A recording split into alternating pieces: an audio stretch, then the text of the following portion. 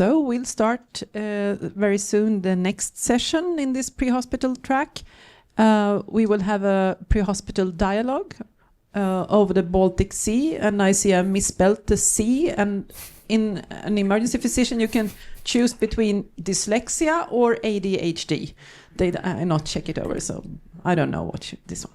So I will start with a short presentation with the pre-hospital emergency medicine in Sweden, and Markku, you have made some presentation already, but after my presentation you will say something about the Finnish system, and we will. But I think it's quite nice that it's only a very small sea between our countries, and we have a quite long land border. And in the previous session there was a discussion about if we help each other out across the border in northern parts of Finland and Sweden, and yes, we do. But unfortunately, I have to say that we are ungrateful to the Finns that more often go from Finland to Sweden with ambulances than we do from Sweden to Finland. So we should be more thankful for your service. And that's the same with our Norwegian neighbors. We more often get help from the Norwegian services than we help them out. Maybe we should try to be more independent. So the pre-hospital care in Sweden has a very loose history. There are reports of ambulances from the early 1900s, but as early as 1933 there was this first protocols for a national standard for ambulances. And of course during the war there were a lot of transportation of injured soldiers, and even from the continent. And then in 1960s there was this more like a modern ambulance standard developed, and pre-hospital emergency care often it was from the fire brigades that had ambulances that went out in the community, and these were from the counties. And also hospitals could have emergency pre-hospital systems. And nowadays we are in our 21 regions that are organizing the pre-hospital care. And as I mentioned earlier, is this really a system where we have 21 different systems in one country? So we have a national dispatch center, SOS Alarm. It's the number 112, like in the rest of Europe. It's not run by any authority or state. It's a company, which make it so we have contracts. The regions have contracts with this company, and they are guarded by business discretion. So we don't know what's happening in there. Of course you can get statistics and report, but they are protected by their own by this law for companies not to share everything. And they are connected. We have three levels of public administration in Sweden. The police is it's organized by the state, so it's national. The firefighters and rescue services are organized by the counties or cities, and the ambulances are organized by the regions for healthcare. So it's very difficult to try to interact since they are not within the same kind of level of organization. That's our continuous struggling. And we have ambulances in Sweden, and since 1995 there should be a nurse in at least one nurse in every ambulance. The other person can be a technician or something with a shorter training. The nurse can be just a general registered nurse or a highly trained specialized nurse. There's no difference, but so it differs from regions how they want to organize this. For example, in my region, we demand that 70% of the nurses must have a specialization, like an additional year, so 4-year training. But it doesn't have to be in pre-hospital emergency medicine. It could be in anesthesia or ICU care or primary care. So it's not we don't accept psychiatric care, eye care, or we have midwives. Actually, we have midwives. So it's I think this is a reflection of the that we have the process of professionalization of the pre-hospital emergency care is still very in its beginning in Sweden. So every region has its own protocols and training, and there is very limited involvement by physicians in pre-hospital care in Sweden. We also have we had a nice presentation from Finland with a very well developed HEM system. We don't have a very well developed HEM system. We have a lot. We have 7-10 helicopters in Sweden, but they are not organized in a strategic pattern. It's up to every region if you want to have a helicopter or not. So in Stockholm there are how many? 2 from, but you have other hospitals have 2. So you have so in around Stockholm there's a high capacity for. Yes, the region has 2, but every have 2 of their own for transport. Yeah, okay, but they sell their. We can buy their services as well. So, and we don't have any helicopter in the south of Sweden almost. So, fixed wing. It's organized by a company between all the regions. So it's working quite okay. So. Emergency physicians involved in pre-hospital emergency medicine in Sweden. There are not many vehicles staffed with emergency physicians. They are in Stockholm, of course, and in some other cities in Sweden. Gothenburg, yeah. But we have this nice man here. He's Patrik Söderberg. He's an emergency physician, one of the first in Sweden. He's a medical director on a very high level for the pre-hospital care in Sweden. And this is my colleague Daniel.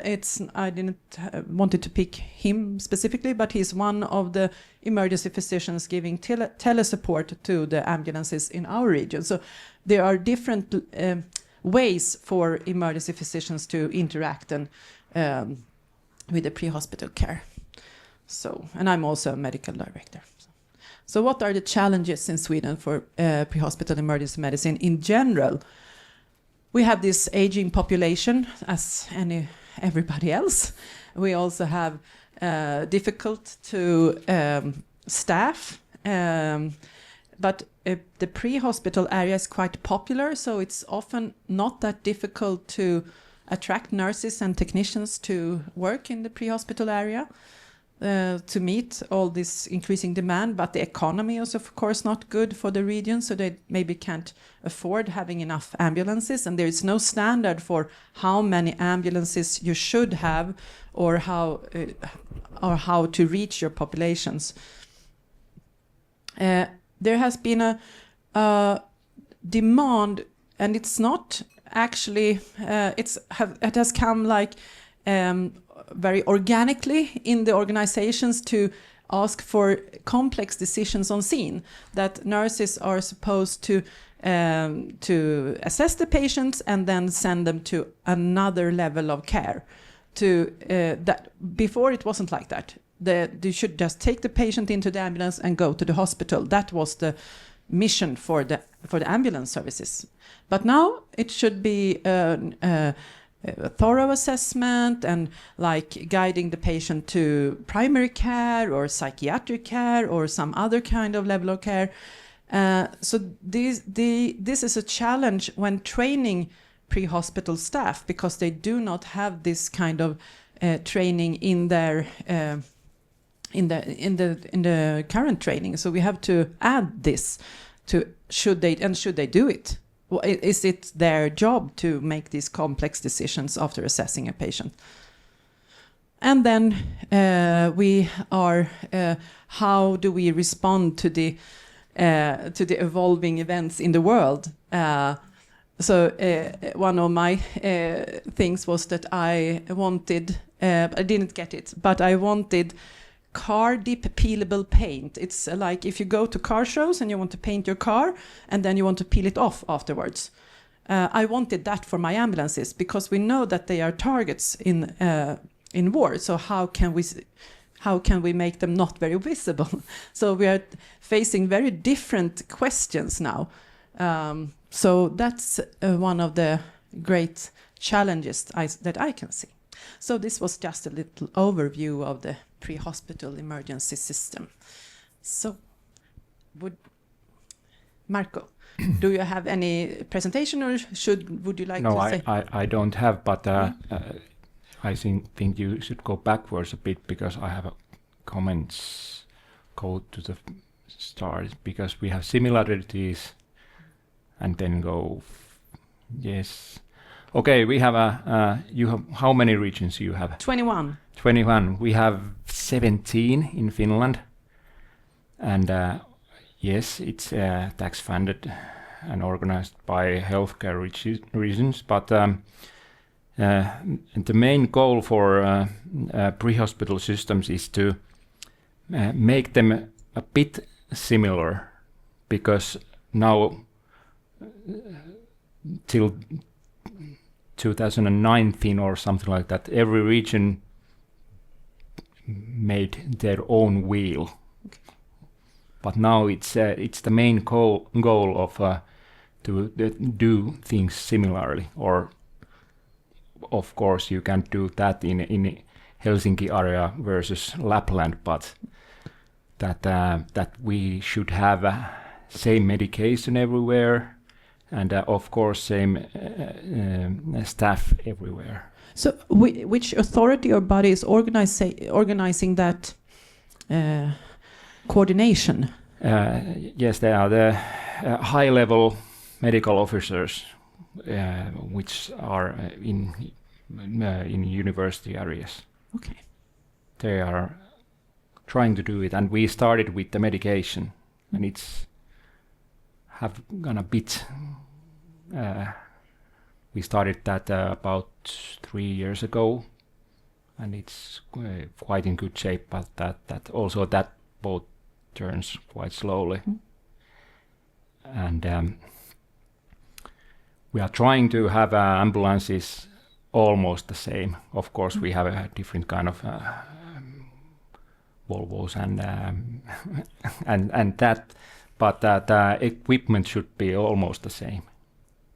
Of course, when you transfer a Swedish patient from Lapland to Oulu, like 500 kilometers, then you have to have some more or some less, but you should have all the same. And it's in a quite good path now, I think. That we don't.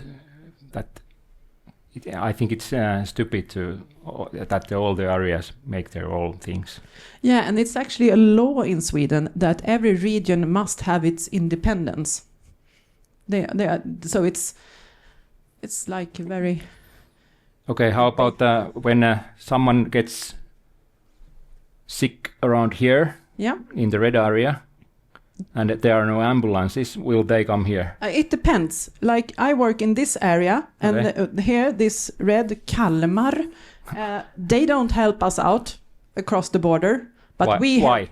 Because they go on CPR cases, but that's the only. But we go on all highest priority, so we go in there and take their strokes and chest pains and things like that. So you have to have like a contract with every neighbor. Okay. In Finland we have now that dispatch center will automatically alarm the closest. Yeah, that would be very nice. But we have, since every region has its own contract with the dispatch center. So yes, but of course not in. We have the criteria for A is the highest level of A, B, C, and D. Of course, they won't alarm for instance, like a Helsinki helicopter to Tampere for C mission, of course. But if there's we are in an A mission for in around somewhere, and there comes some major accident, and we can't. We have to the original. We have to take care of that. Then the dispatch center automatically alarms the nearest helicopter. Yeah. As like in ambulances. Yeah, and it should be like. I don't defend the Swedish system. I think it's bizarre. I haven't found any other country with this kind of mix of like levels, and so I think it should be much more like Finland, that we could have a much more evenly distributed resources, and also the same standard, and also efficient dispatching of resources. So that's really interesting to hear that you are making you are evolving that. In Sweden, within a region, it works like that. Yeah.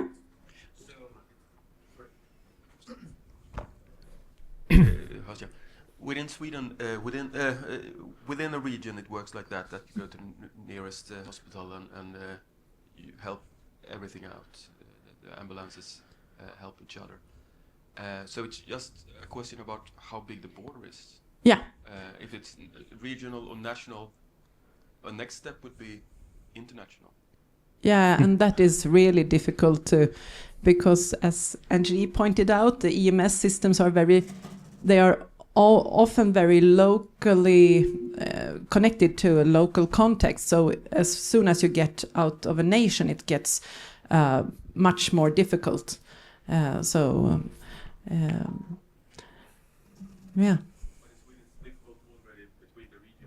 Yeah. Okay. I have a question. If you have a nurse, thank you. If you have a nurse who is trained to work in one region and credentialed, or I'm not sure what the certification is, would they be able to transfer to another region relatively easily? It doesn't matter, because like in this red region, only nurses with an anesthesia specialization are allowed to intubate. In my region, every nurse has the right to intubate. So it's the credentials are like locally set. So they would have to retrain to work in a different area. Yeah, or they will lose the what they are allowed to do. So it's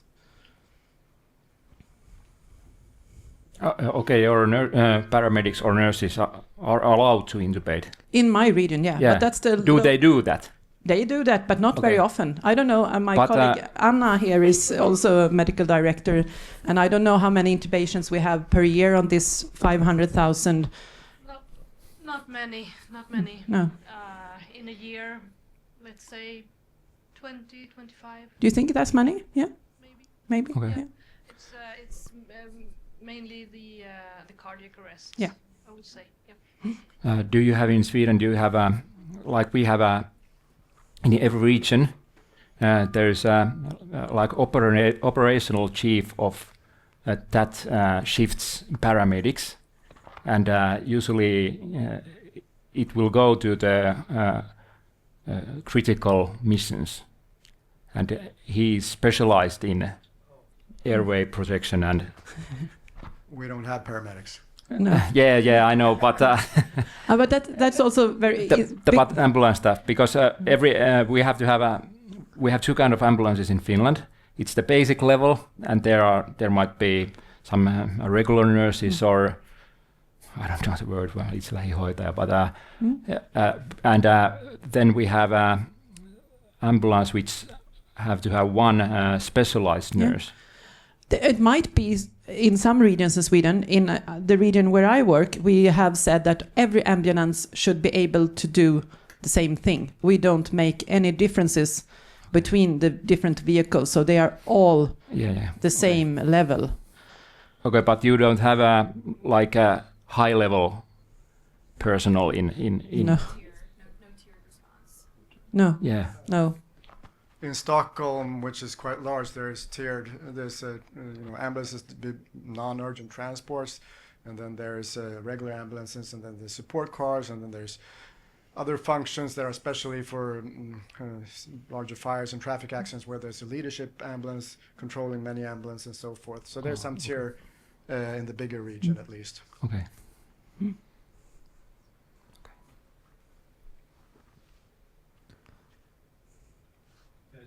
Yeah.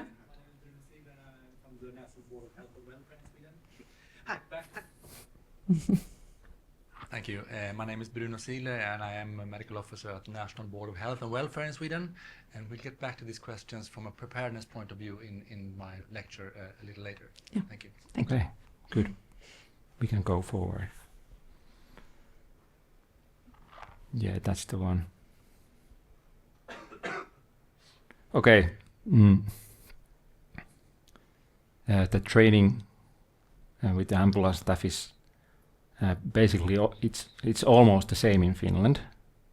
Everyone has some same level of training, but then of course the other person in ambulance might be from fire brigade.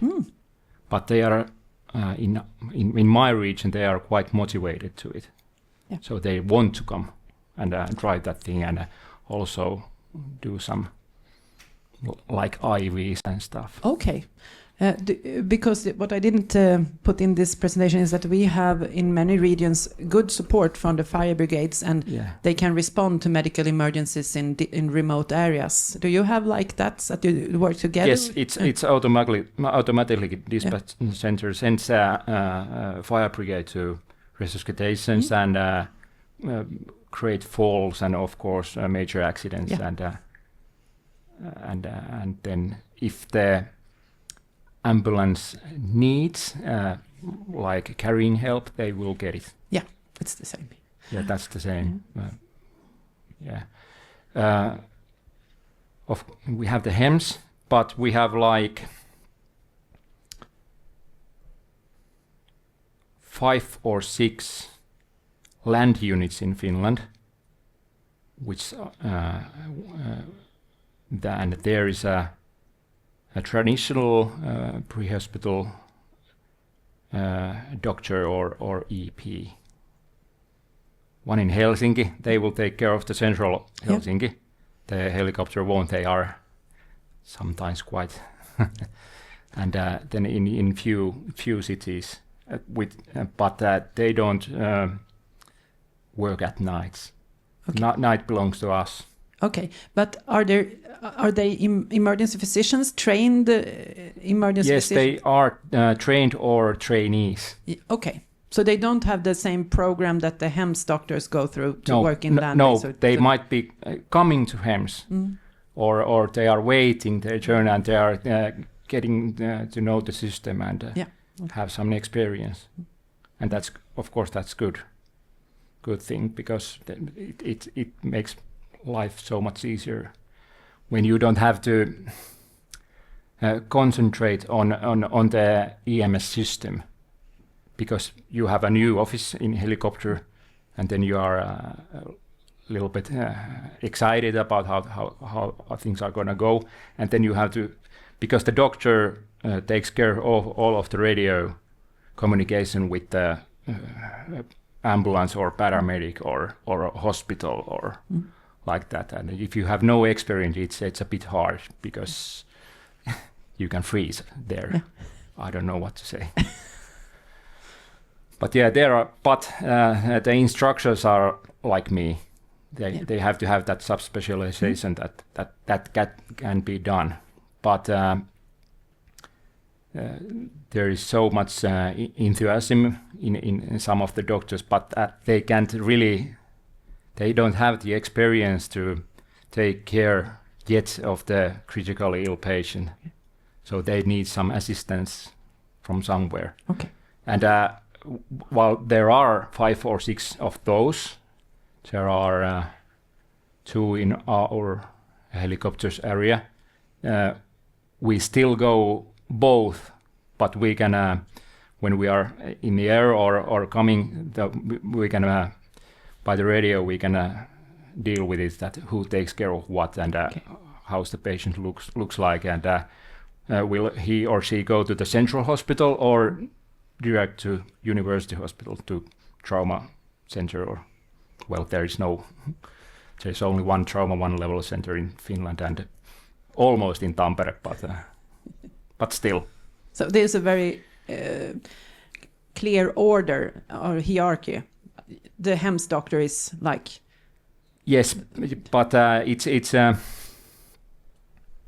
if the land unit is 10 minutes away from the patient and we are 30 minutes by air, then we take him or her take care of the patients first, because he or she knows the area and his hospital and that. And then we ask, do you need us? Okay. Or will the patient need a transportation directly to the university hospital, to neurosurgical or something like that? It works quite well. We know each other quite good. Time flies. We have a couple of minutes left. Yeah. What do you have? Are there any other no, reflections? No. Like, do you have emergency physicians supporting EMS by telephone? Yes, the system is. I think the system is in all around Finland that when there is no, let's say, EWS points are low, then the ambulance will go directly to the that area's ED and to that EP doctor. Okay. But if there is lots of things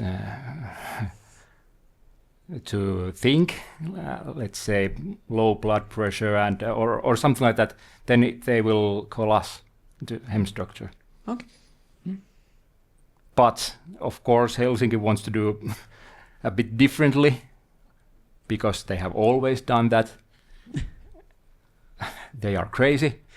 They want to interfere almost every patient. Okay. Their phone rings all the time. Like, can I give some? Can I give noradrenaline for this or all of that? But something more common drug like a beta blocker to this. They want to answer that. Okay. Because in every other area, it's the EP in the ED who answers that. Okay. But they are doing things differently. Yeah, often like that in big cities. Yeah. Everything. Yeah. Question. Hi. I just wonder if there is statistics of how much when a doctor does a better job. I mean, we have a lot of ambulances coming in with patients that shouldn't need to be at the hospital at all, and then you think that I, as a doctor, could have stopped that in place. But on the other hand, it takes a lot of resources to be there and do that. So what's the consensus? Is it better to have a doctor on place or not? I know. There's an answer to the question, maybe? Robin Holmér is my name. I'm working in Kungälv, just next to here. Our associated hospital, Alingsås, they have a mobile emergency physician team. That is an ambulance and an ambulance nurse. And they are circulating there, and they started just because of that purpose to meet the demands of the aging population and to stop them from coming into the hospital and to save money, to not make patients hospitalized but treat them in the elderly wards where they like 4 or 5 patients a day is what they are counting on or aiming for to treat them where they live instead of taking them into the hospital and putting them on wards, and that's like breaking point. I've been told from the people working with that. Yeah, response from Niklas and then Anthony, and then we will move on. But please. Well, that's an interesting question. I work pre-hospital as a physician in the emergency setting, but we also are available to do more non-urgent visits where the dispatch center doesn't know if this is urgent or not. There might be a language or the not sure what's going on, so we go and assess people at home, and there's also other services that do that. But I think on an overall big picture, the patients that come to the emergency department that you say should not be there in the first place are very hard to discern from patients that might have an underlying disease. You still have to do some evaluation, talk to them, and the alternative that you go home to them or they visit some other setting is quite costly. I mean, I spend time driving, I have somebody driving me, and I have very limited resources. Maybe I can do EKGs and blood sugars and stuff, but to say, you can direct them maybe, but overall the cost benefit, I think, is a lot easier that you have a functioning emergency department that can sort these patients out rather quickly, rather than we doing it by EMS systems. That is just a general answer, but I think the most problematic patients are the ones that need in-house and they stay in the emergency department. So, Dr. Joyner, final comment. I would be interested in even further upstream diversion of patients. So we're looking at a service in our county that is going to transfer patients calling 911 to a telehealth call. So they will directly, if they meet a certain protocol, if the protocol says that they can be diverted, if they're a low acuity call, then they'll get pushed to a physician telehealth. It's an emergency physician who's contracted by this company, and they'll arrange a telehealth visit via a link to their phone, and that will save an ambulance from having to go to the patient, and so moving that diversion even more upstream. The model here with the 112 is very fascinating to me, and I'll have to talk to you more about that later, but I think for us it might be a little bit easier because we have more control over 911, and I'm the medical director for our 911, so what I say basically goes, and so it's hard to have that kind of disconnect. Yeah. But that's a very, very good point that can we divert calls already when they're coming into the dispatch center. So we will have to close this session. Thank you very much, Markku, and thank you for all the questions.